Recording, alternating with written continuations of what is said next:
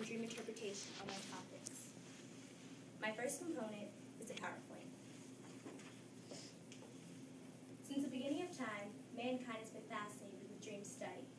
Many people ask themselves, why do I have dreams? Is deja vu related to dreams? There are many questions and many theories as to what exactly a dream is. But today they have scientific study that proves what a dream actually is. A dream is a subconscious review. Throughout the day, a person's body picks up opinions, thoughts, and emotions, and it puts them all together with the mind, body, and spirit. They all communicate at the end of the day, and they create a sort of screenplay for our minds. As you can see here, this is a guy dreaming that he can fly. In a dream, there are two types of content. The first type is the manifest content. The manifest content is the remembered part. Once we wake up, we can still remember little bits and pieces of our dreams. It's also the images, thoughts, and the actual content of the dream. It's the colors, the chairs, the hurricanes, anything inside a dream we can physically touch, see, smell, all of our senses can pick it up.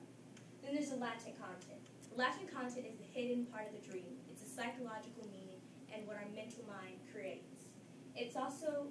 The latent content is there to fulfill the wishes of the dreamer. Sigmund Freud actually did a lot of dream study, and he's the one who came up with this evidence. He also said that the latent content serves as a kind of protection for the dreamer, because throughout the day, a person feels kind of constricted to the certain norms, and through dream activity, they can release their actual feelings. And then there are many types of dreams, but these are the most common. The most controversial type of dream is a prophetic dream. Prophetic dreams are often had by many religious leaders and political leaders and different people who are important to society. They often are telling the future or their psychic intuition kind of dreams. There's also the standard dream. The standard dreams are most commonly had, I guess, by people like me and you. They're people who have basically no kind of important job to do. Then there's a recurring dream. Recurring dreams are a red flag from your subconscious that something in your life is going rapidly in the wrong direction. This could be finances, a relationship, your career, school, any kind of aspect in your life.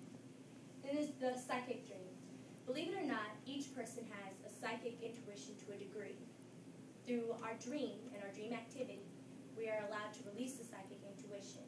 And sometimes the psychic intuition can be realistic, and therefore in the future, a person may feel deja vu. Then there's a nightmarish dream.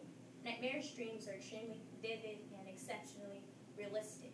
Nightmarish dreams are a way of a person recognizing their own fears. They may not consciously recognize that they are afraid of something, but through their dream activity, they can actually let that be known to themselves. Then there's a lucid dream. Lucid dreaming was actually shunned upon in the ancient times. They believed that if a person could have lucid dreaming, if a person could have a lucid dream, that they were crazy or that they were psychologically ill. However, today's society believes that lucid dreams are real and that anyone can have them. However, most people do not have them. They are spontaneous. In lucid dreams, a person can control whether or not they can fly, breathe underwater, jump from buildings, battle bad guys, and do basically anything they want to. There are many psychoanalytic theories. However, these are some of the more accepted theories. I'll get more in depth within the theories in my second piece, my tripod. William E. Domhoff, he's actually still alive today, I do believe. He believes that dreams are reflected thoughts and wishes of the dreamer. He agrees with Sigmund Freud on that. Then there's Calvin S. Hall. He says that dreams are a way of a person conceiving their own thoughts. He believes that the subconscious is what a person truly thinks, and their actual conscious, what they are aware of, is a mirage of their outside surroundings. Carl Jung believed that dreams were repressed wishes that not consciously realize that what they want, and that through dreams they could release that feeling. Sigmund Freud, again, he believed that dreams were there to serve a person's true wishes. In this picture, this is Sigmund Freud. Interpreting dreams is a very important practice in some societies. The first step to interpreting a dream is to purchase a dictaphone, a notebook, or a sort of notebook software on a computer.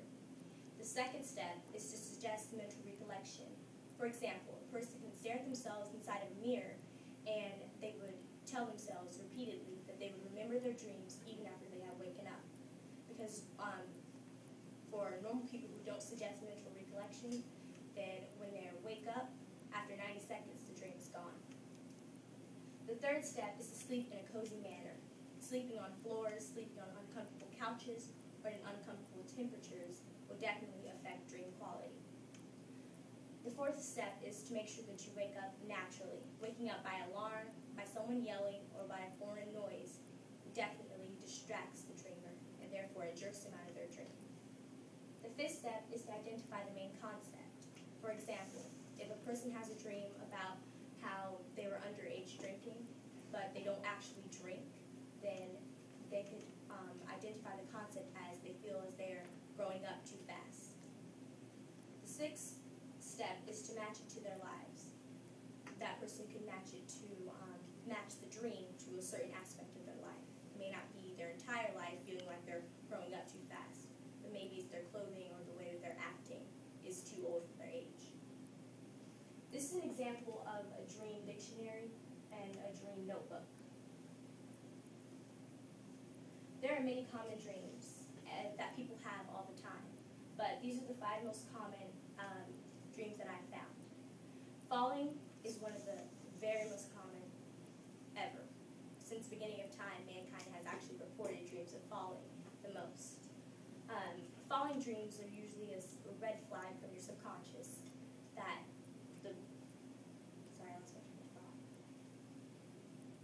that the person or the dreamer feels that they are rapidly going down, and that they are instead of advancing themselves and bettering themselves, they feel that they are becoming into a worse person. The second most common dream is being chased. Being chased in a dream means that a person feels that they are being haunted by something. It may not be a ghost or a spiritual figure, but it may be something in their life.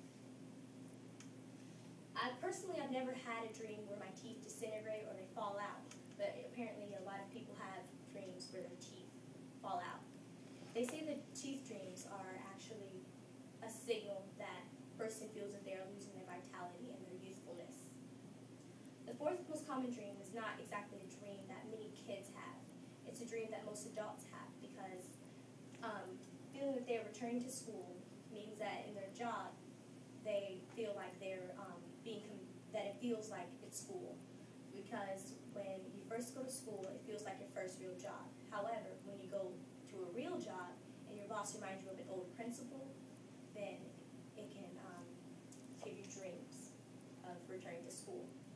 The fifth most common dream is a spouse cheating dream, or it could be a girlfriend or a boyfriend, whoever. A person would have a spouse cheating dream if they feel like they need to clear their conscience of anything. Like they feel like they cheated on their spouse. They would accuse their spouse within their subconscious. It also may mean that they are wait, I lost my train of thought again.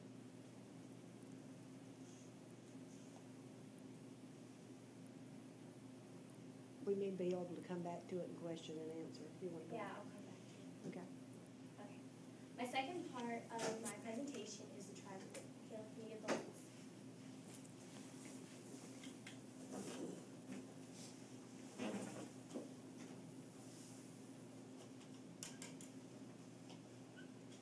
Dream theory is actually becoming a more and more common job. Sigmund Freud, he believed he was a common, he was a very controversial man.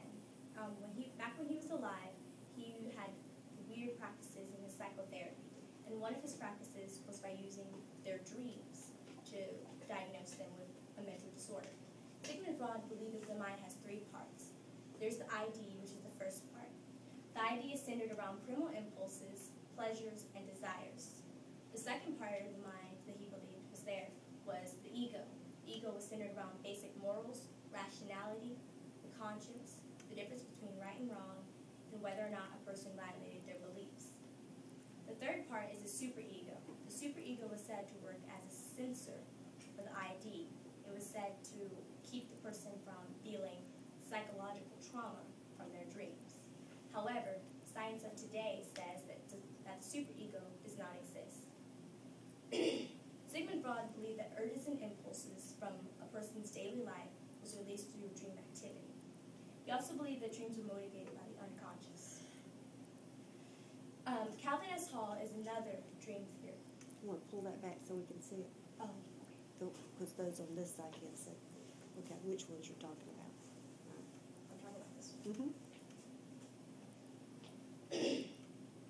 Calvin S. Hall created a sort of a dream interpretation method called content analysis. Through content analysis, a person was able to fully and then truly interpret their dreams and find out what their meaning. Calvin S. Hall also believed that dreams were a map or a route to the inaccessible parts of the mind. It's also known as the unconscious or the subconscious. Calvin S. Hall also believed that dreams were a way of discovering personal thoughts, and it was a way of understanding how you actually feel. Calvin S. Hall also believed that dreams explained a person's behavior. You can get where you can see. This is what I'm going to talk about. Alfred Adler was another commonly sought after dream theorist. Adler believed that the more dreams a person has, the more psychological problems they have. He believed that dreams were released, problems were released through dreams. He also believed that control and power were the main dream motivators. He also believed that the constant strive for perfection and for the need for control is what caused dreams. Adler also believed that dreams were an open pathway toward true thought, actions, and emotions. Carl Jung, he was mentored by Sigmund Freud. He believed that the conscience really did exist. A lot of dream theorists said that the conscience was a figment of a person's imagination. Carl Jung also believed that the unconscious was not animalistic or instinctual. He believed that it was more spiritual. He also believed that dreams were were a person's way of acquainting themselves with their unconscious. Frederick Perls was another dream theorist. He was also the founder of the Gestalt therapy. Gestalt therapy seeks to fill emotional voids. Frederick Perls rejects the notion that dreams are a part of a universal symbolic language. Frederick Perls believes that it's important to reenact the dream in the way that it was. As soon as a person wakes up, Frederick Perls believes that they should voice every single aspect of the dream, whether it's the hurricane that they saw in a dream, a person that they saw in a dream, they need to reenact every single part of the dream in order to fully understand and be able to interpret the dream. Frederick Perls also believes that the dreamer may then be able to acknowledge and recognize the true feeling. These five main theories are not the only theories that are available. There are other theories as well. One of the theories suggests that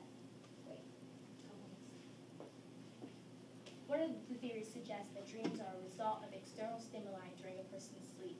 When a person's asleep and they might hear a radio or a person yelling, that's when dream activity is caused because of the outside stimuli. Another theory states that dreams were a way of a person cleaning up their mind. It's like computer cleanup operations. Another theory is that dreams function only as a form of psychotherapy for its person.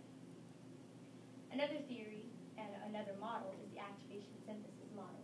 The activation synthesis model was first proposed by J. Allen Hobson and Frederick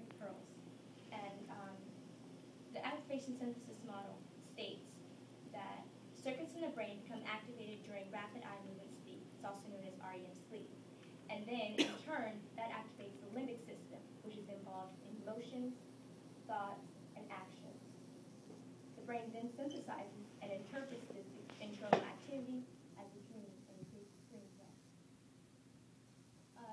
J. Allen Hobson, who was a creator of the activation synthesis model, he believed that dreams do have meaning because a lot of people before him stated that dreams were just a screen play at the end of the day. However, he disagreed with them. He stated in a quote that I read online, he stated that dreams are our most creative conscious state. And now for my third product, I have a dream symbols booklet that I built myself. And I love to pass that on.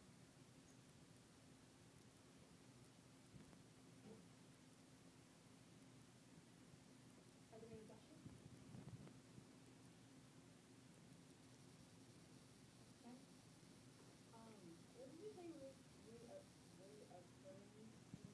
Because I've had dreams where they would come and go. So maybe they'd come 1 year and then maybe a year and a few months later they would happen again. Recurring dreams mean that a person should go and get them interpreted because it's a red flag from the subconscious. It means that something is wrong that you're not paying attention to.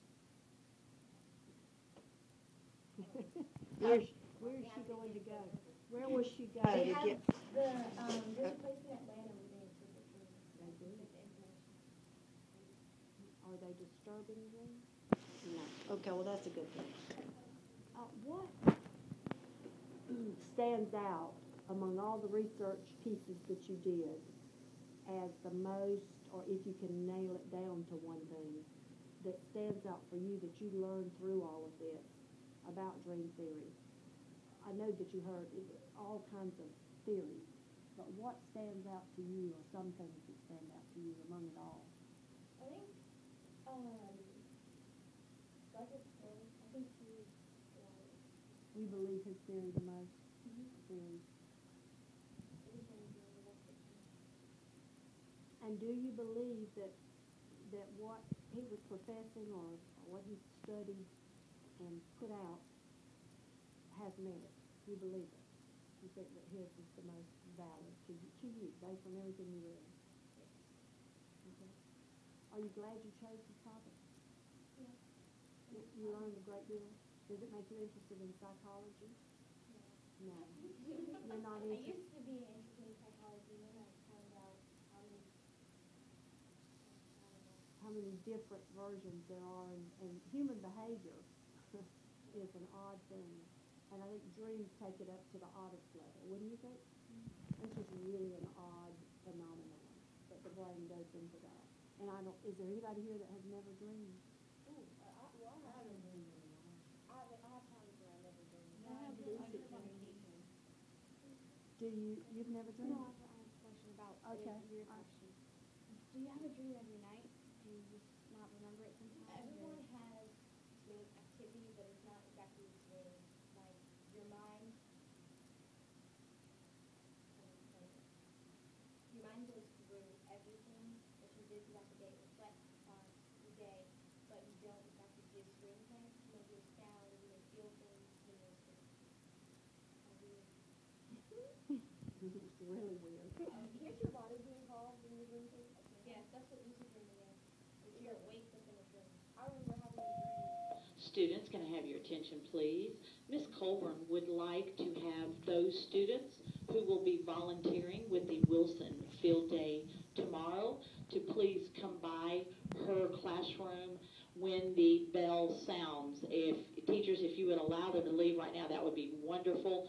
But if not, please, as the bell sounds, stop by Ms. Colburn's room. Again, those students that will be volunteering for the Wilson School Field Day. Thank you. Now, Faith, we could go on with this topic too in regard, because it's really, really interesting. People can't get enough of their dreams, and if they were to lay them out, you may be able to help them even based on your minimal research compared to the theorists who do nothing but study, or that still do it. I assume there's still people who do it if they have dream theory centering. At the University of Miami, they have it's not a major, but I think it's a sub-major about dreams. It's a certificate. It's a certificate, okay. That's where anything beyond that, that's what you say, University of Maryland. Okay. Really interesting. Would you be interested in taking it up a notch and doing it somewhere else at another level, higher level? Or you think you've exhausted it? And I think I'll be good. Good for you, you have. Okay, well, that's fine. Now, for the little girl that says she can't give a presentation, I find that hard to believe up to today. Amazing. You have an amazing command. You have that professional aura about you. Your diction is extremely good and crisp. And when you give a precise gesture, nobody does it better. There's not one person in this room that can give a precise gesture better than you. You are a master at precise gesture. Ooh, I just get excited when I think about it. You have the skills to go on into high school and college, blow everybody out.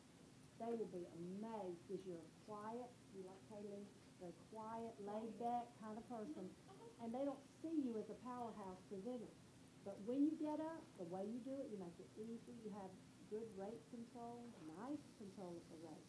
What you must learn to do is when you get yourself in a hole of any kind, to get out of it. You got to get out. Don't, because you aren't going to have me to say, maybe it'll come back to you later. You have to say yourself, maybe this will come back to me later.